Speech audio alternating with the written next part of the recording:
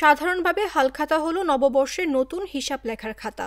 নতুন খাতাটি সাধারণত লাল শালুতে মোড়ানো থাকে। হালখাতা হলো বাংলা নববর্ষের প্রথম দিনে ব্যবসায়ীদের মধ্যে প্রচলিত একটি ঐতিহ্যবাহী প্রথা। হালখাতা উদযাপন ব্যবসায়ীদের একটি পুরনো রীতি। পহেলা বৈশাখে নানা আনুষ্ঠানিকতার মধ্য দিয়ে হালখাতার লিপিবদ্ধের সূচনা হয়। পুরনো বছরের দেনা পাওনা মিটিয়ে হিসাবের নতুন খাতা খোলাই হালখাতার উদ্দেশ্য। মিষ্টি মুখ করানোর মধ্য দিয়ে নতুন বর্ষকে স্বাগত জানিয়ে শুরু হবে ক্রেতা বিক্রেতার নবযাত্রা। তবে সময়ের সঙ্গে জৌলুস হারাচ্ছে হালখাতা, গুরুত্ব কমছে লাল খাতার। পয়লা বৈশাখের গতিশালীর মাধ্যমে ধরে রাখার চেষ্টা করি সবসময়, এতে আমাদের ঐতিহ্য রক্ষা হয়। তাছাড়া বর্ষবরণের যে একটা প্রস্তুতি, মানে মানুষকে জাগান দেয় যে নতুন বছর সবার জীবনে যাতে একটা ভালো সময় উপহার দেয়। খাতা বাঙালির একটা ঐতিহ্য, এটা পূর্বপুরুষ থেকে যেভাবে চলে আসে আমরা সেভাবেই এটা করতে আসি। হালখাতা, দই, মিষ্টি, তারপরে আমাদের নতুন পুরাতন খাতা বাদ দিয়ে নতুন খাতার এটা আমরা উদ্বোধন করি। পুরান ঢাকায় এটা বেশি প্রচলিত, কারণ এটা নতুন ঢাকায় আগে সেভাবে এটা পালন হইতো না।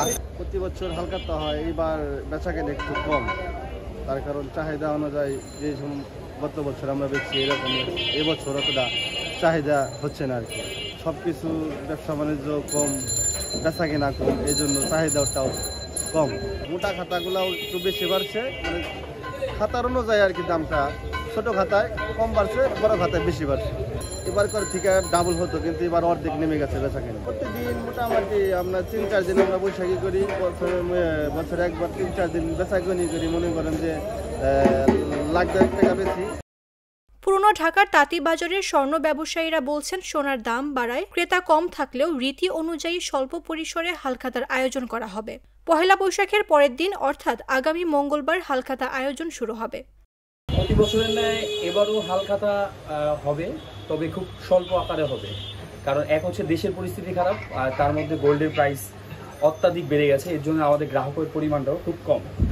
তো এটা যেহেতু একটা ঐতিহ্যকে ধরে রাখার জন্য প্রতি বছরের ন্যায় এবারও আমাদের হালখাতা হবে। কাস্টমার গ্রাহক আসবে ওই পুরাতন হিসাব দিয়ে নতুন করে তাদের সাথে মিষ্টিমুখ এবং আমাদের পক্ষ থেকে যতটুকু গিফট অনার করা এই শহীদ জুয়েলার্সের পক্ষ থেকে এবং প্রত্যেকটা প্রতিষ্ঠানের পক্ষ থেকেই এরকম হালখাতার এই অনুষ্ঠান হয়ে আসছে এবং এবারও হবে। পুরান ঢাকার তাঁতিবাজার, শাঁখারী বাজার, রাই সাহেবের বাজার ঘুরে দেখা যায় শেষ মুহূর্তের প্রস্তুতি চলছে বিভিন্ন দোকানে।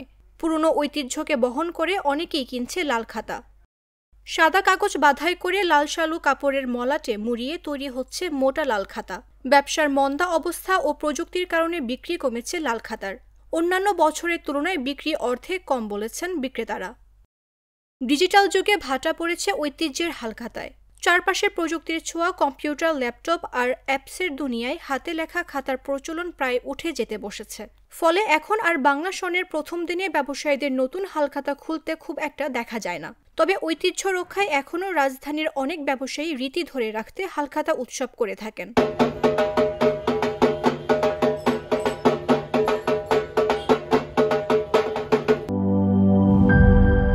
একনল হ্যান্ড ওয়াশ 100% প্যারাবেন ফ্রি, তাই নিরাপদ হাতের জন্য আস্থা রাখুন একনলে।